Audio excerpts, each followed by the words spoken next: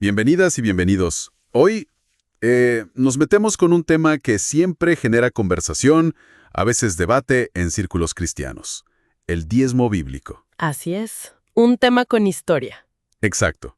¿Qué era realmente? ¿Sigue vigente? ¿Cómo aplica hoy? Tenemos fuentes, claro, desde el Antiguo Testamento hasta, bueno, lo que dijo Jesús mismo. Ujú. La idea es intentar, pues, sacar en claro los principios fundamentales detrás de todo esto. Un buen desafío. Bueno, pues, arranquemos por el principio. ¿Qué significaba originalmente esto del diezmo? ¿De dónde sale? En esencia, la palabra lo dice. Era la 10ª parte. Si vamos al Antiguo Testamento, por ejemplo en Levítico, se establece como una ofrenda. Podríamos decir obligatoria. Obligatoria, el 10%. Sí, el 10% de la producción agrícola y también del ganado. Se consideraba algo sagrado, perteneciente al Señor, dice el texto. Ajá. Refleja muy claramente la economía de Israel en aquel tiempo, que era fundamentalmente agraria, ¿no? Entiendo lo del 10%, pero, a ver, siempre tenía que ser en especie. Me suena a veces un poco impráctico, ¿no? Es una buena observación. Y no siempre. Había cierta flexibilidad, fíjate. ¿Ah, sí? Sí, el libro de Deuteronomio muestra que se podía, digamos, convertir en dinero si llevar los productos físicos era muy complicado. Por ejemplo, si el santuario quedaba muy lejos. Claro, lógico. Eso demuestra que había una adaptación a las circunstancias. Ahora, algo clave es entender el contexto. Israel funcionaba como una teocracia. Cierto. Entonces, esto del diezmo era tanto un deber religioso como parte de su sistema cívico, de su ley. Entendido. ¿Y ese 10% a dónde iba? ¿Para qué se usaba principalmente? Pues cumplía funciones vitales para la sociedad israelita. Su destino principal era sostener a los levitas. La tribu sacerdotal. Exacto, la tribu sacerdotal, que, como explica el libro de Números, no recibió tierras como herencia, a diferencia de las otras tribus. Ah, claro. Era su medio de subsistencia para que pudieran dedicarse por completo al servicio del tabernáculo y más tarde del templo. Tiene sentido. Y un detalle interesante. Incluso los propios levitas debían diezmar de lo que recibían. Se le llama el diezmo de los diezmos. Vaya, o sea que todos participaban de alguna forma. Nadie quedaba exento, exacto. Era un sistema integral. Ok, lo del sustento sacerdotal es, digamos, la parte más conocida. Pero me llama la atención, ¿había algo más? ¿Quizá un enfoque social, podríamos decir? Definitivamente. Y esto es algo que a veces, se nos pasa un poco por alto. A ver. Deuteronomio indica que cada tercer año, ese diezmo se administraba de forma local. No iba al santuario central necesariamente. Y aquí viene lo interesante. No era solo para los levitas. Se usaba explícitamente para apoyar a los extranjeros que vivían entre ellos, a los huérfanos y a las viudas. Anda. O sea, funcionaba como una especie de red de seguridad social de la comunidad. Exactamente, así es. Una red de apoyo comunitaria financiada con ese diezmo trienal. Entonces, ¿trascendía lo puramente económico o lo ritual? Totalmente. También tenía una dimensión espiritual muy, muy fuerte.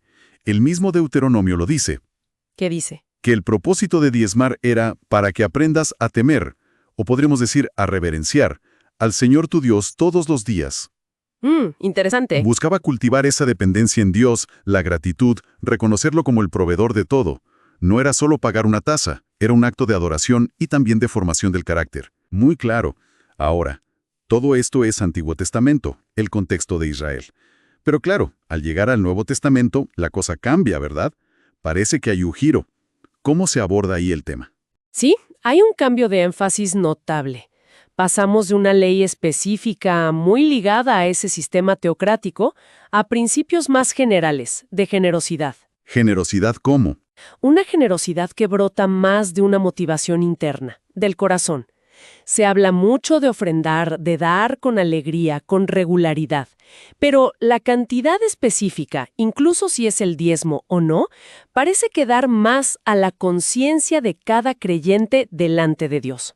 O sea, más libertad personal. Es como si la libertad en Cristo elevara el dar. Ya no es tanto una obligación legal para pertenecer a un sistema, sino una expresión de amor, de gratitud por lo recibido. Pero entonces, ¿qué pasa con Jesús? Él sí habló del diezmo, y si no recuerdo mal, fue bastante crítico con algunos líderes religiosos de su época, ¿no? Los fariseos. Cierto, muy cierto. Jesús criticó duramente el legalismo de los fariseos. Eran conocidos por su estricta observancia externa de la ley, a veces descuidando lo esencial. ¿Y qué les dijo sobre el diezmo? Pues en Mateo 23 les echa en cara, básicamente, que diezmaban hasta la hierbita más insignificante. Menciona la menta, el eneldo, el comino. Pero, descuidaban los preceptos de más peso de la ley: la justicia, la misericordia y la fe. Ah, claro.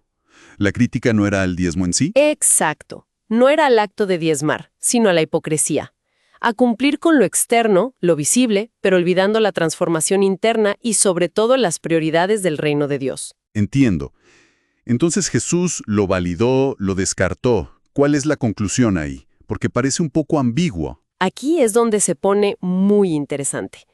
En el Evangelio de Lucas, capítulo 11, Jesús dice algo que es clave.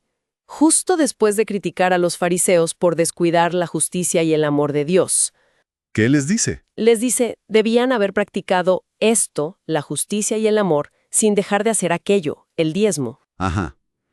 O sea, no lo anula. No lo anula explícitamente, pero establece una jerarquía clarísima. Las actitudes del corazón, las acciones de justicia, de misericordia, de amor, eso es lo primordial. ¿Y las prácticas externas? Las prácticas externas, como el diezmo, tienen valor si fluyen de un corazón recto, si son coherentes con esa vida interior, pero no pueden sustituirla. Es como si Jesús elevara el estándar, ¿no?, a una generosidad que va mucho más allá de un porcentaje fijo, una generosidad que nace del corazón. Vale, con todo esto sobre la mesa. Antiguo Testamento, Nuevo Testamento, Jesús, ¿cómo deberíamos entender o aplicar esto hoy en día?